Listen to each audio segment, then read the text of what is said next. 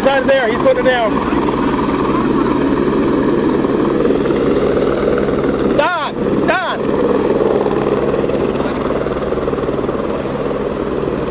Just thought he'd land back there, but there ain't no guardrail.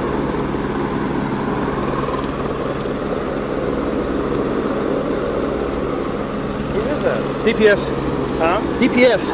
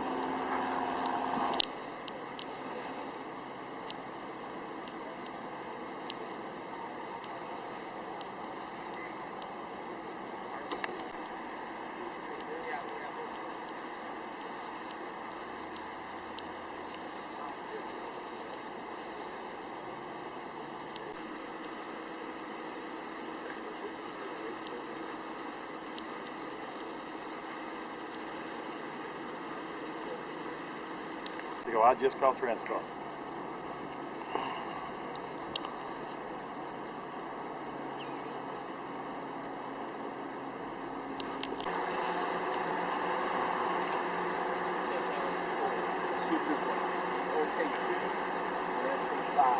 Okay, first of all, name? Name's Angela Fountain. Spell your last name again. Fountain. Tell me what you had out here. Approximately 9:20 this morning, we got a call of a known double fatality crash, and one of the vehicles was fully engulfed at that time. Upon arrival, fire department was able to extinguish the fire, at which time we found 2 deceased bodies inside. After further investigation on scene, we discovered that there had been a blue Dodge pickup traveling southbound on FM2978. He was stopped preparing to make a left turn into his residential driveway. Had a white Dodge Dually or a white Dually pickup truck behind him who was able to slow and safely pass lawfully to the right. However, there was a flatbed international truck also behind traveling southbound. Also traveling southbound, that driver did not have the ability to control his speed. He locked up his brakes. That's evident by one of the nearby businesses who has cameras. You can see the white smoke emitting from his brakes. At that time, the driver of the international truck took evasive action. Rather than going to the right into the shoulder and into the ditch, he took evasive action to the left. That international truck clipped the blue Dodge pickup that was stopped to make the left turn. He continued into the northbound lane of traffic. At that time, he struck the truck that you can see behind us, a Ford F-150 that was traveling northbound and towing the small landscaping trailer that you see. Struck him nearly head-on, and within seconds after the initial impact is when the fire began. And like I said, that Ford F-150 was fully engulfed. When the fire was extinguished, that's the time we found the 2 bodies inside. What about injuries on the other vehicles? The driver of the Dodge pickup that was stopped was able to safely get out of the way and is uninjured. The driver and the occupant of the international truck were transported by Montgomery County Hospital District via ground ambulance to Memorial Hermann in the Woodlands and have since been treated and released for their injuries. And the truck that was able to pass on the right, no contact with him? No contact with him, nor did he stop. He may not have even known what occurred behind him. The driver of the international truck is currently in the custody of DPS and is being booked in Montgomery County Sheriff's at the jail for 2 counts of criminally negligent homicide. What about the truck? Anything? Hang on a second.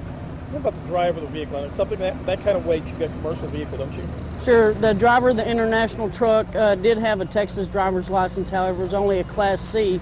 To lawfully and safely operate that type of and size vehicle, you're required by law to have a Class B commercial driver's license, in which he did not have issued to him. He has a lengthy history on his driving record, and he's been cited for not having the appropriate driver's license type for this size of vehicle multiple times in the past.